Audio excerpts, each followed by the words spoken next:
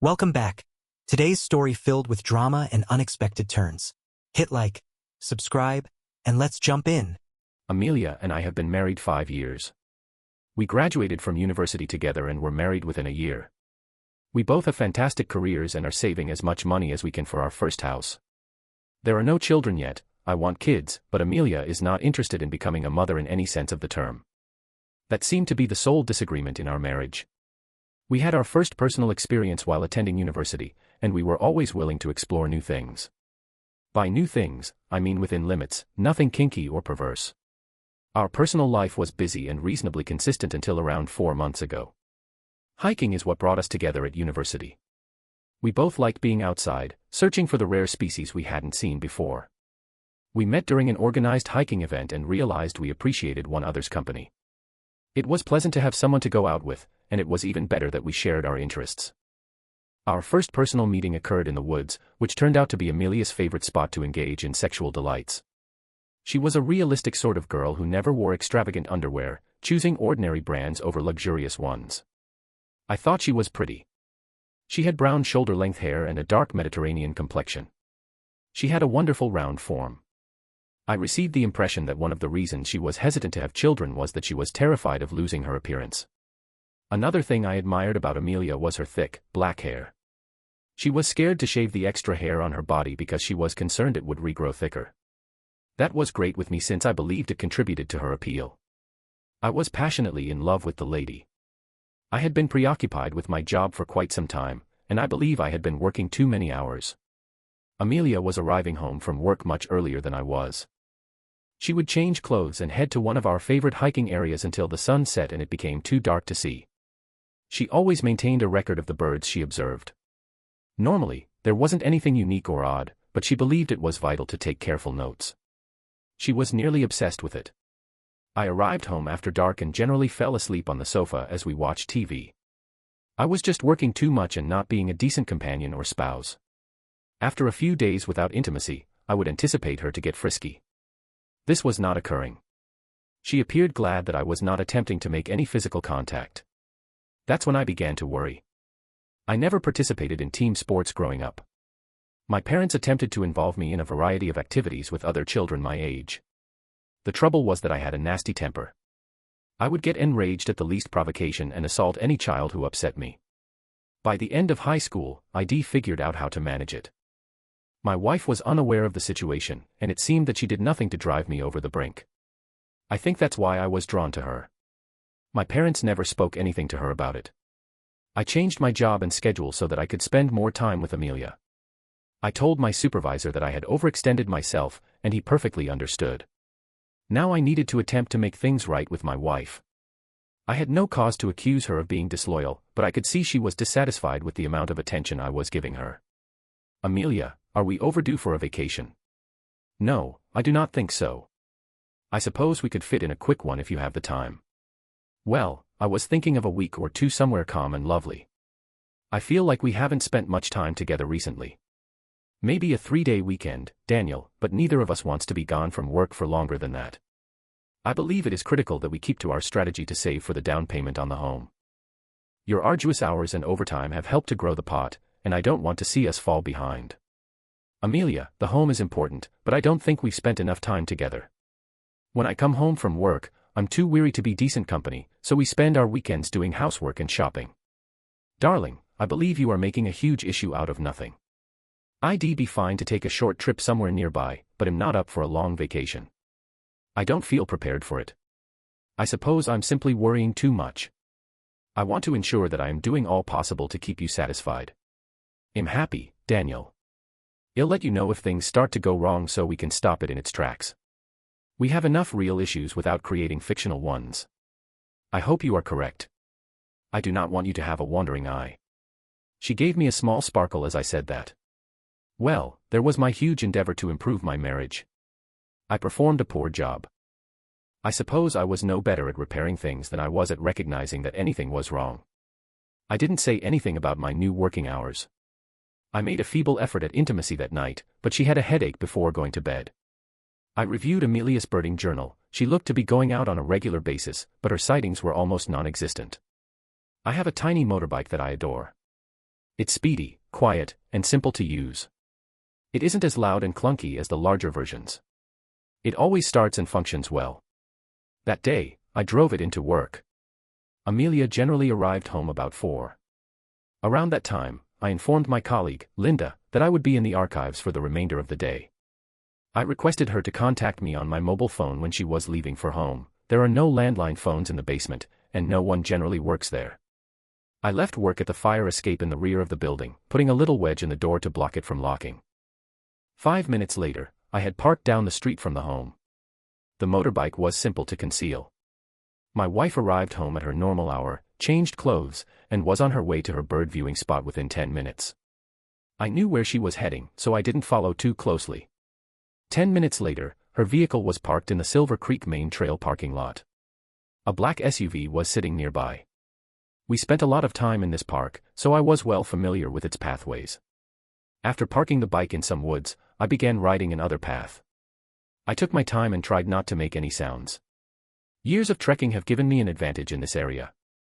Every few minutes, I'd pause to check the terrain ahead with my binoculars. It became more difficult toward the mountain's summit. The routes were well signposted, however they were located near some perilous overhangs. It was ideal for seeing animals, particularly at this time of the year. You could see for miles over the valley, and everything was great if you didn't look down. I could not help myself. I paused for a while and cast my gaze over the valley, seeking for any early visitors. It was wonderful. That's when I heard the giggles. The woods were thick enough to allow for simple hiding if required. Of course, it made it difficult to spot anybody who was hidden.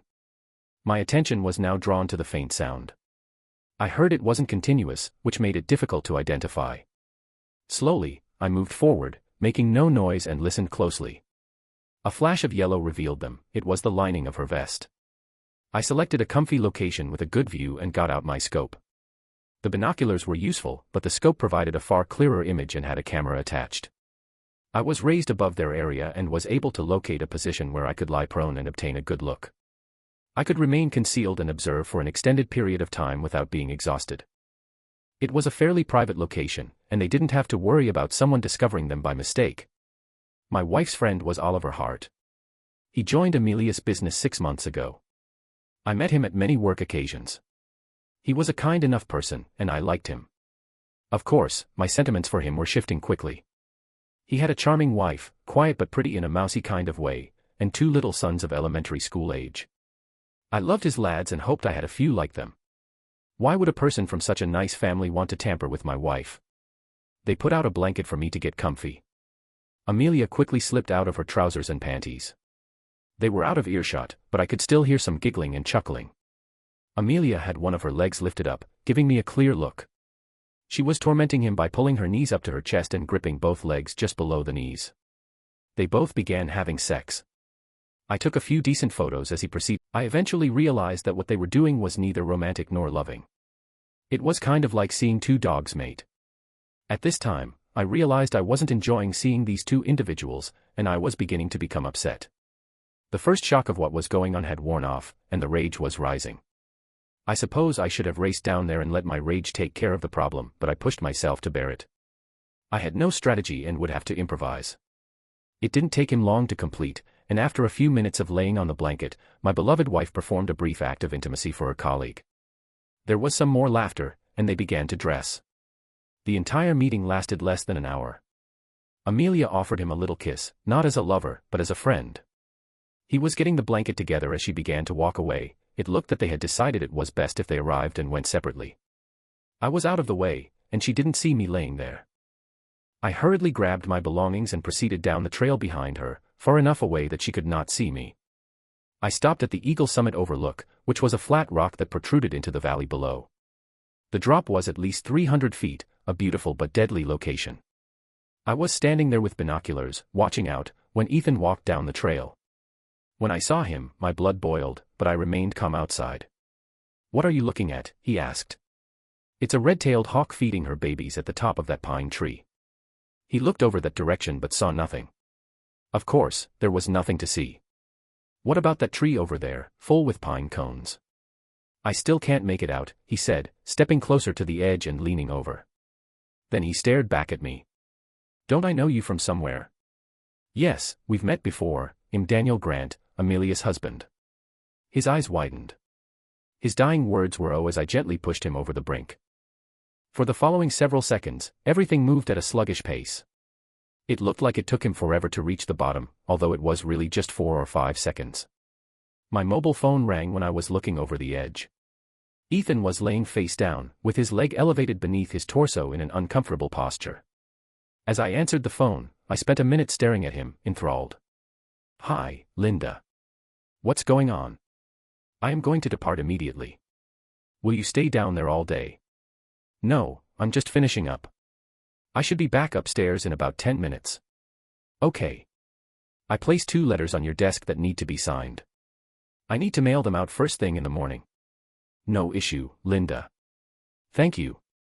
I will see you tomorrow." It took me more than 10 minutes to return to the office, but it didn't matter since Linda had already left. I signed the letter she left before leaving. I went from hiking shoes to formal shoes. The boots ended up in a garbage a few blocks from work. Amelia was astonished to see me get home so early. They didn't locate Ethan's corpse until the next afternoon. Amelia was broken up by what she saw on the nightly news. He did not come to work today. Everyone wondered whether he was unwell, but his wife stated he hadn't returned home yesterday. What the hell was he doing up on Eagle Summit? He wasn't into bird watching or anything like that, was he? Amelia hesitated somewhat. "No, I don't think so." "Did you go up there yesterday after you finished work?" She paused. "Not yesterday. I wanted to catch up on some washing. I wonder if anybody saw anything. There aren't too many people there during the week." "Oh well, I guess I better get the black suit out of mothballs." Amelia sent me a sharp glance. She seemed concerned because I was being a bit cavalier about Ethan's death. "I apologize, honey. I know you two worked together, and I didn't intend to take his loss lightly." That night, after we went to bed, I observed her quietly sobbing. I did not say anything. 2 days later, I had a visit at work. "Hello, my name is Detective Mason. Do you have time to address a couple of my questions?" "Not a problem. What can I do to assist you?" "Mr. Powers, did you know Oliver Hart?" "He works at the same place that my wife does. We aren't pals, but we've met at a few social events." "Is this about his accident at Eagle Summit on Thursday?" "We're just trying to tie up some loose ends." "That's okay, but I'm not sure how I can assist you." I didn't know the guy very well. "It appears that your wife was close friends with Mr. Lang, and we're just trying to make sure that you were not upset with their relationship." "What is the relationship?" "I have no idea what the hell you are talking about. My wife worked with Oliver Hart, and that was the extent of their relationship." "I understand what you are implying, and I do not like it. If you're going to make such comments, I hope you have some evidence to back them up." "We spoke with your wife this morning, Mr. Powers. She was with Oliver Hart at Eagle Summit on Thursday, immediately before his accident." "That's not feasible." "I asked her yesterday, and she told me she was at home doing laundry. I don't think she wants you to know about their relationship." "Damn, here you go again. I told you not to make such accusations against my wife." "This is not an allegation, Mr. Powers. Your wife informed us this morning that she had been seeing Oliver Hart for more than 4 months. "Seeing? How?" "We didn't go into it, and if we had, I wouldn't have felt comfortable discussing it with you. That is something you and your wife will have to work out. Are you trying to make a point or simply piss me off?" "Relax, Mr. Powers. We have no intention of upsetting you. We spoke with your secretary, Linda Schumann, earlier, and she indicated you spent the most of Thursday afternoon in the basement reading through old data." "Not much of the afternoon, but around 2 hours or so. I spent the remainder of the time at my office. I departed at 5:30 or 6 p.m. The guard downstairs said you signed out about 5:45. "That's about correct. I wasn't keeping track of time, all I wanted to do was go home to my wife." "Your wife claimed you arrived home at 6. It just takes 10 minutes to get there." "Did she tell you I was staying for the remainder of the evening?" "Relax, Mr. Powers. Everything's fine. We're simply verifying a few loose ends to ensure that nothing gets neglected." "You weren't aware of your wife and Oliver Hart's connection, were you?" "No, but I think it will be the main topic of discussion at the dining table tonight." Detective Mason handed me his card, excused himself, and went quietly. I was angry. I swear smoke was flowing out my ears. Of course, I knew what Detective Green said, but hearing it from someone else was maddening. I tossed my stapler across the room, just as Linda entered. Daniel, I hope I did not say anything inappropriate. I didn't want to bring you into trouble, so I answered their questions as honestly as I could. That's okay, Linda. It seems that my wife and I will have to resolve some personal issues. You may have to cover for me for the following several days. It seems like you'll be busy. Can do, easy boss, no problem. Now I had no intention of resolving my issues with Amelia. All I wanted to do was find out the best method to terminate our marriage. Fortunately, there were no children, and we were in a rented home. I really wanted children, but I was relieved when Amelia said no. It wasn't quite 3 yet, but I put everything away and stepped out the door. Linda offered me a slight nod of understanding as I exited. There was $80,000 and change in our home account. I pulled out $65,000 and headed down the street to the local dealership. 2 hours later, and $60,000 poorer, I drove away in a yellow SUV. I realized I didn't want a new home after all. I needed the additional cash to purchase petrol for the monster. Amelia emerged shortly after we pulled into the driveway. What the hell is that? I like it, this is my new automobile. I decided I wanted something more sporty.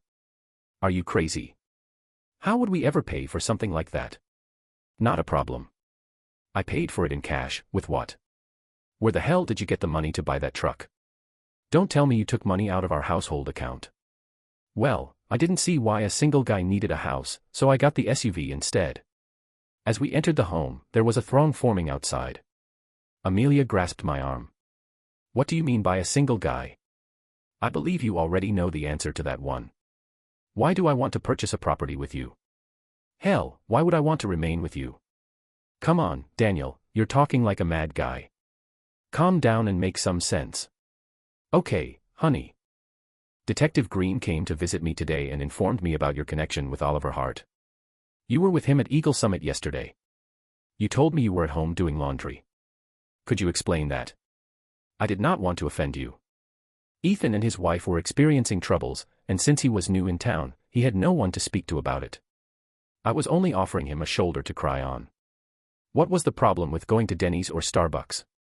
Why did you have to go up to Eagle Summit? Ethan was quite emotional, and he was frightened of breaking down and crying. I got up and made myself a cup of coffee. Amelia sat silently, awaiting my next move. It was like a small game, and I was upset that she even chose to play it. That's all, and you already know that. I'm wounded that you think so little of me that you'd attempt to do anything like this. You and Ethan have been in a relationship for nearly 4 months, you cheated on me, and he cheated on his wife. I'm tired of listening to you make up little girl stories. Either deal with it like an adult or keep your blasted mouth shut. You have no idea what the heck you are talking about. Just because you make something up does not imply that it is true. Oliver Hart and I have nothing more than friendship. If you can demonstrate differently, go ahead. I was in a terrific place and got some great photos. If I displayed the photos, I'd have to disclose that I was on Eagle Summit when Ethan died. I couldn't do it. I was trying to think on my feet, but it was difficult since I was sweating from fury. My hands were clenched, and blood vessels in my neck and forehead were bursting. I have some very excellent photos, Amelia. Is that evidence enough? Pictures of what? Where were the pictures taken? Pictures of the two of you having sex in a motel room, I added, desperate. That proves you were lying, we never had sex. Amelia froze as she realized what she had just said. Her denial also served as an admission. She made a mistake in her attempt to prove me incorrect.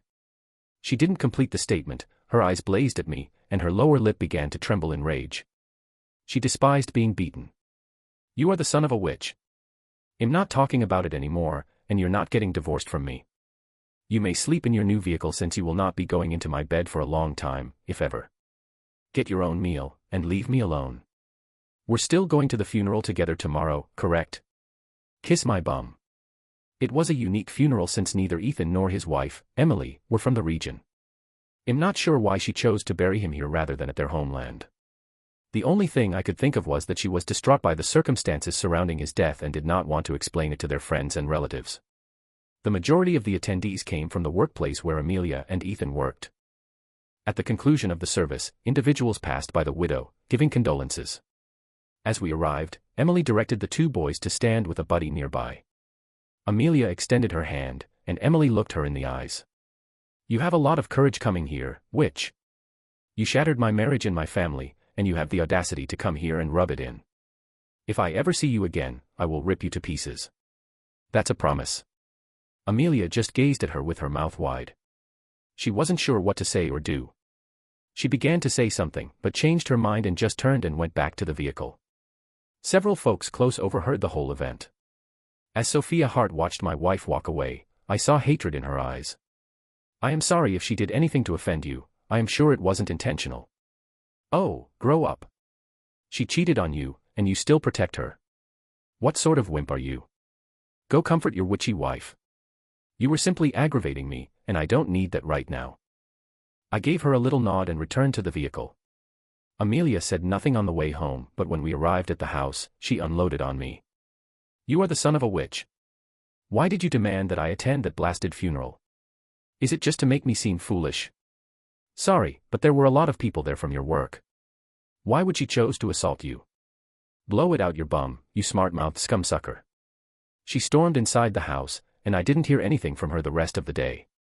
Since then, I've been sleeping in the spare bedroom. I didn't want to be intimate with her anyhow, so when she made the choice, I was relieved. The following day, at noon, I traveled to Sophia Hart's home. I wasn't sure what I was going to say, but I felt compelled. She was in the garage with the guys, going through some boxes. Hi, sorry to bother you, but I wanted to apologize for anything I might have done to upset you yesterday. She merely glanced at me and continued working. Finally, she turned. I have a lot on my plate right now. I need to clean up the mess my husband created and then figure out how to go on with my life. I just don't have time to listen to any moaning right now. Is there anything I can do to help? You're not serious. Yes, I have the time and wouldn't mind lending a hand. Okay, grab a handful of those trash bags and follow me. We entered the home and headed upstairs to the main bedroom. That is Clay's closet, here is his dresser. Take everything out of them and store it in the bags.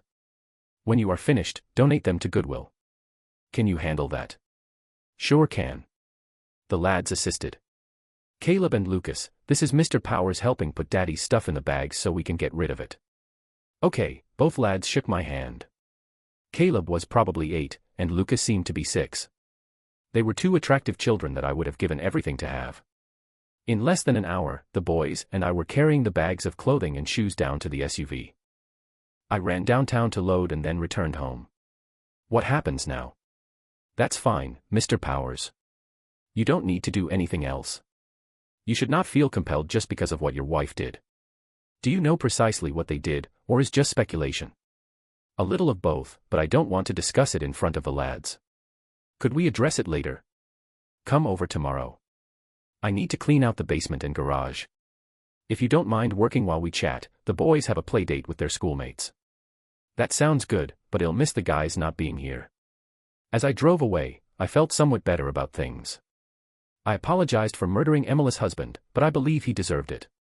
I imagine Emily felt the same way. I had no clue what I was going to do with Amelia. I'm not sure why she was rejecting the divorce. My wife was preparing chili when I arrived home. I decided to attempt to encourage her to open up a bit before we sat down to eat. Amelia, in view of what has transpired over the past several days, do you think it would be best if we contemplated separating? Not really. I believe it's clear now that you and Ethan were having an affair. I presume you weren't pleased with our agreement. Would you want to try and explain it to me? There's not much to say, Daniel. After spending some time with Ethan at work and other times, I understood that your vision for our future together did not align with what I was searching for. You saw me as a domestic goddess who gave birth to kids on a regular basis, but I want something more. I was always afraid to address it with you since I did not want to say or do anything that might upset you. Daniel was experiencing the same issue with Emily. She wanted what you wanted, but I wanted what Daniel wanted.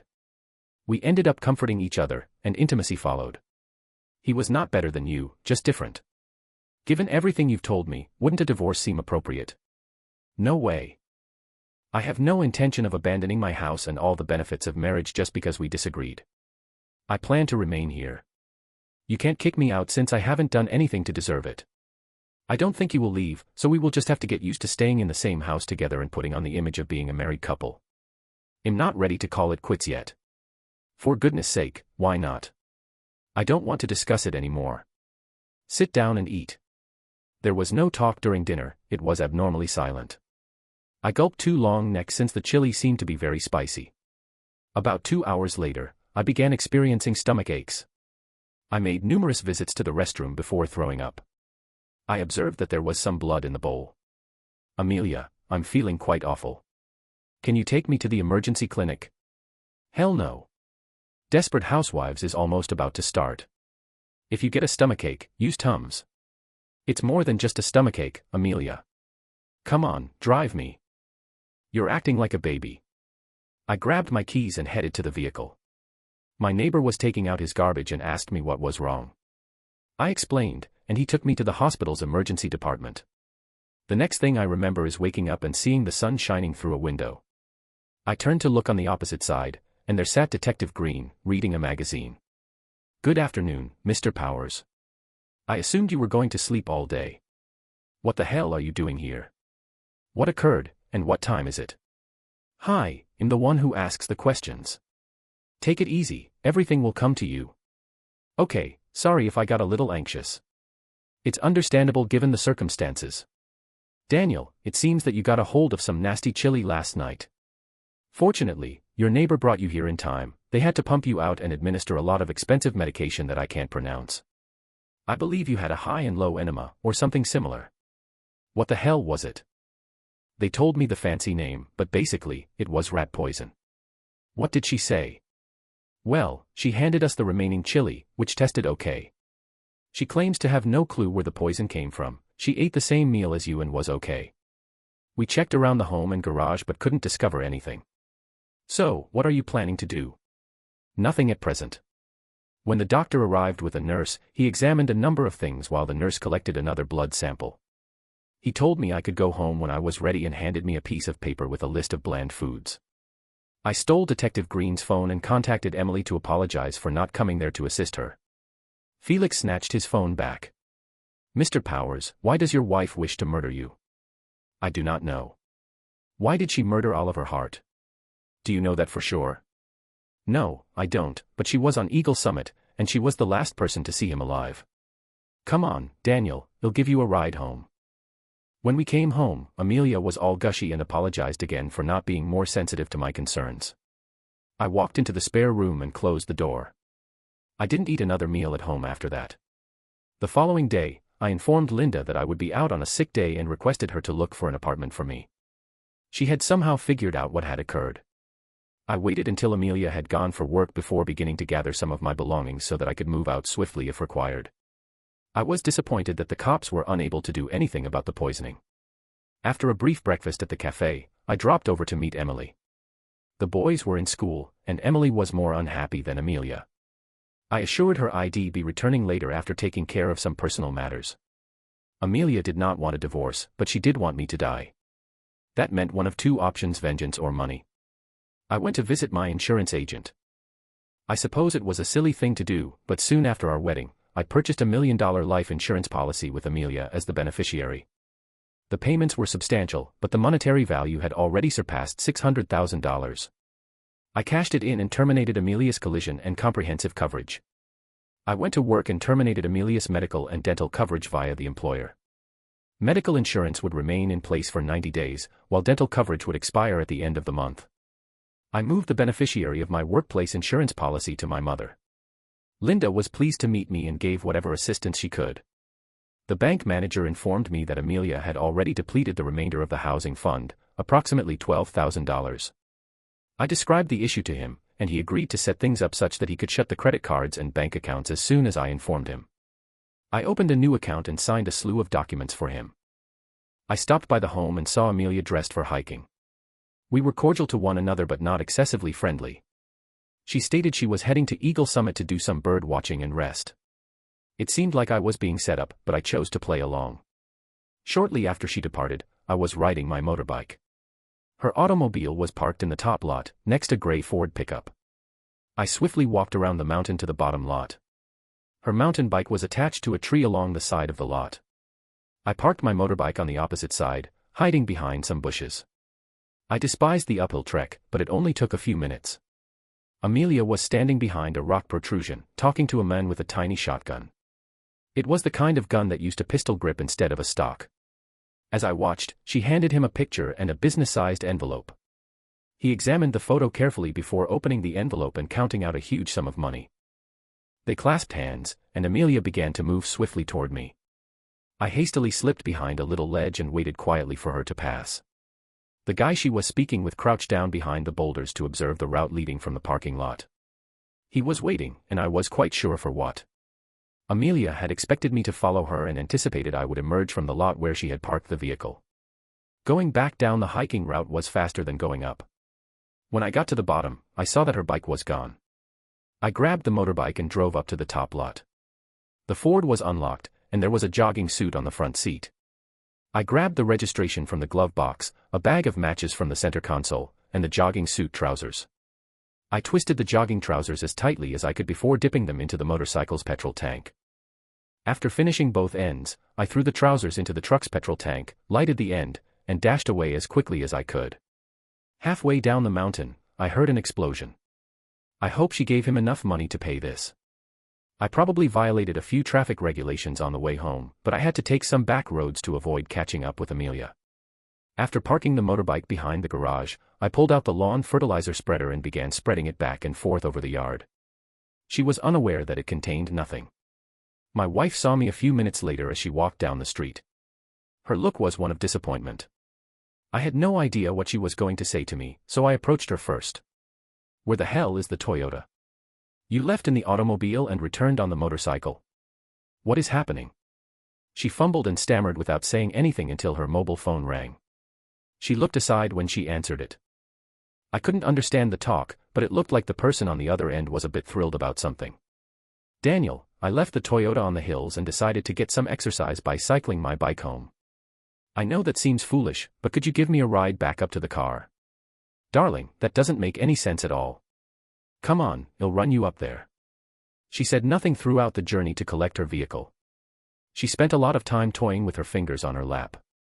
She certainly appeared concerned about something. As we approached the mountain road, we saw a line of fire vehicles heading to the summit. We'd gotten about halfway up when a police officer stopped us. "I'm sorry, but there was an accident up on top of the mountain, and a vehicle caught fire. We can't let anybody up there right now. My wife's vehicle is parked there, may we walk up and fetch it?" "Hold on a minute." We sat silently as he spoke to someone on his phone. "Okay, you can walk up to the top, and an officer will help guide you past the fire trucks to bring it down." Amelia stared at me as she exited the SUV. "You can go home now, it'll be okay from here." I merely nodded at her. After she was out of sight, I began to follow her. It was simple because of all the chaos.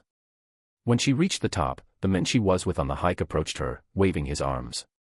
Of course, I couldn't hear anything, but it was clear she was doing her best to calm him down. They fought for about 10 minutes until he approached the fire chief and said something. As he and Amelia entered the Toyota, I dashed back down to the SUV. It would take some time for them to turn around with all the fire engines and hoses, but I needed to hurry. As I moved away, I saw the Toyota rounding the curve. I returned home but departed immediately on the motorbike. I went to see Emily. I had to apologize for being late, and she wanted to know what had occurred. She looked intrigued, even if I softened the narrative somewhat. Caleb and Lucas were delighted to see me and were anxious to order pizza for dinner. We spent a few hours taking stuff out of the basement for the yard sale. The youngsters worked hard and did not grumble at all. I wish they were mine. I had Emily take me home at 9 p.m. and left the motorbike at her apartment. Amelia did not get home until late. I didn't inquire where she was. I took the SIM chip from Amelia's mobile phone early the following morning, when she was showering. After she went for work, I contacted the banker and instructed him to shut the accounts and credit cards. I went to the mobile phone company and canceled her subscription after paying a $200 cancellation charge. By the end of the day, the landline phone, DSL, and cable TV would all be turned off. I informed the landlord that I was moving out and told him that he may retain the deposits due to the short notice. I stated that my wife could be remaining and suggested that he contact her about a new leasing arrangement. The water and power would be switched off by the end of the week. It just took a few minutes to pack my belongings into the SUV and I was on my way to the apartment Linda had selected. Linda left a message at the new location directing me to phone Detective Green. I walked down to the station and located his office. Well, Mr. Powers, you're still alive. What is that supposed to mean? Detective Mason chuckled slightly, as if he was enjoying my situation. Do you know someone called Marcus Trent? I can honestly say I never met the man. I dug into my pocket and gave him the registration from the Ford. He glanced over the form and stated, very interesting. We both chuckled as he did a terrible Charlie Chan imitation. Mr. Terrell and your wife have had a number of phone calls recently. She phoned him 6 times, whereas he called her 4 times in the past week. Your wife also withdrew $115,000 from a savings account 3 days earlier. Marcus Trent is an ex-con who earns his career by murdering others. We keep a watch on him, and we were startled to discover this relationship. Mr. Powers, is there a specific reason why your wife wants you dead? There was until yesterday morning when I canceled a $1 million life insurance policy. Isn't she aware you canceled the policy? I do not think so. Bobby is excellent at what he does, and I'm pleased by how he handled it. I suppose he has already been paid, but I'm not sure whether he will attempt to fulfill the contract after losing his vehicle. I simply wanted to let you know that we chatted with him. I promised him that if something happened to him in the near future, I would quickly pick him up. He didn't enjoy the attention. We also suggested that he take a break. I'm not sure that this will discourage your wife, though. I've moved out of the house, I don't know what else I can do. Felix slumped back in his chair. I believe there is still something you are not telling me, Daniel. All the components do not fit together. Simply keep an eye on your back. I went directly to visit Emily. She agreed to go for lunch, and I was relieved she liked sushi. I attempted to explain what was going on, but I was being a bit vague. I wanted to tell her so much, but couldn't. She gave me a few puzzled glances at times, but instead of explaining, I changed the topic. It was a lengthy lunch. She had little issue convincing me to come over for dinner that night. I apologized to her for speaking gibberish, and she just laughed it off. I felt comfortable with her. The following morning, I determined that I was ready to return to work. I had a great time the night before with Caleb and Lucas. Emily and I had planned a nice weekend together, which I was looking forward to. Funny, but I didn't miss Amelia at all. In fact, I was pleased that I wouldn't have to encounter her again. It was just a short trip to work, and I smiled as I drove away in the SUV. Things were going smoothly, the large monster gathered up pace beautifully. But as I began down the first hill, I noticed something odd. The brakes were not reacting at all. I've watched movies where this occurred and always felt the drivers were dumb for being unable to stop the vehicle. I reached up to turn off the key, but it was still in gear. You must be in park to do so. The SUV was traveling quicker. I casually took the gear lever and moved it from drive to low. That generated a lurch and a shiver, but it continued to accelerate. I was nearing traffic and several cross streets. I was moving a lot quicker now. There was a cemetery on the left side, with a grassy bank rising from the roadway.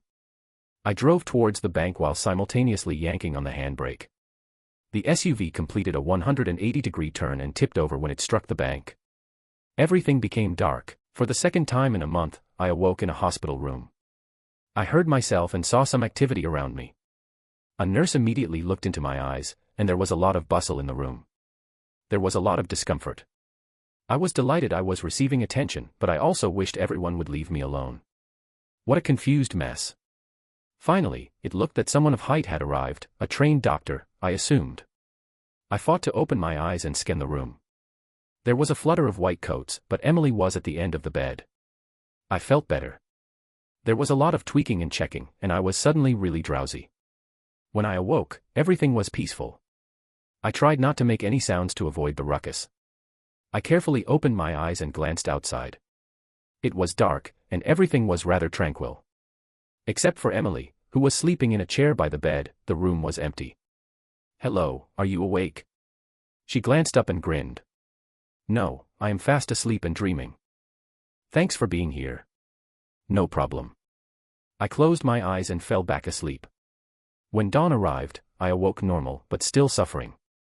There was a large medical team in the room, but Emily was not there. I did not expect to see her at all. The physicians were plenty of inquiries, including, "Does this hurt? Does it hurt? Can you see it?" I answered all of their questions, but no one was there to answer them for me. I inquired about Amelia. She arrived at the hospital to sign the admittance documents, but no one had seen her since. I had been in the hospital for 2 days before I awoke. Emily was present every day. Detective Mason checked on my situation on a regular basis. I suffered a concussion, a shattered collarbone, a broken left arm, and 3 broken ribs. There were a few inside injuries, but nothing life-threatening. Their main worry was that I had been unconscious for 2 days. I was starving and eventually got someone to bring me some soup. I was able to feed myself and drink some ginger ale, but my throat felt like raw flesh. Felix arrived a bit later. I thought you were watching my back. Sorry, we didn't see that one coming. Have you any idea what happened? Well, someone cut all of the SUV's brake lines and then disconnected the front and side airbags.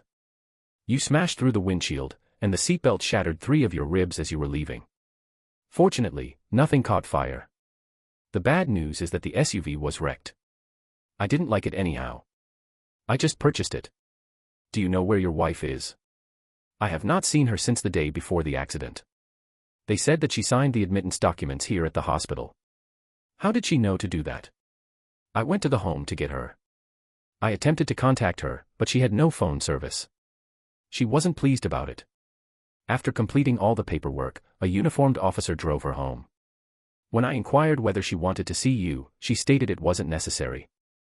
Well, it looks like you saw her. Since I did, has she left town?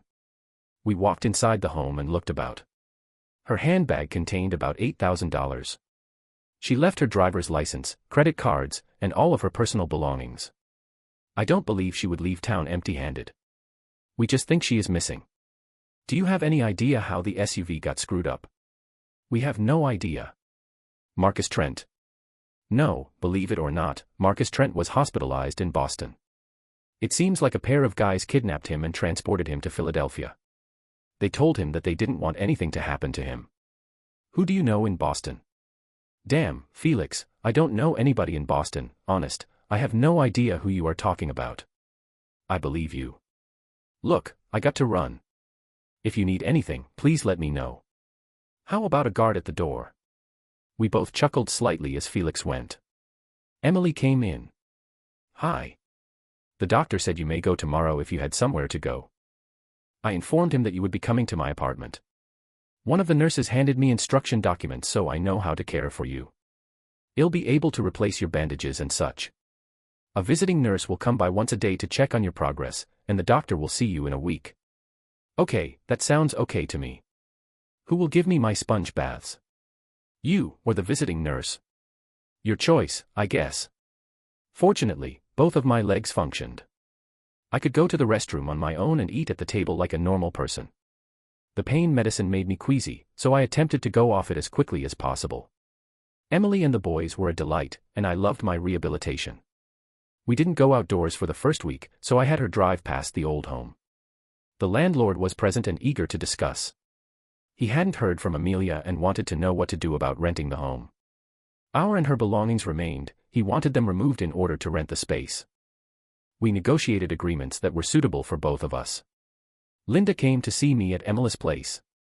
She had visited the hospital on a regular basis and had been acquainted with Emily. They seemed to get along well. I was getting ready to return to work, but I'd be remaining with Emily and the boys for a little longer. I recovered fairly nicely. I stayed living with Emily and the boys. After 4 months, the connection transitioned from platonic to romantic. I moved into the master bedroom without any ceremony. Caleb and Lucas appeared to believe it was usual for us to go out together and attend social activities.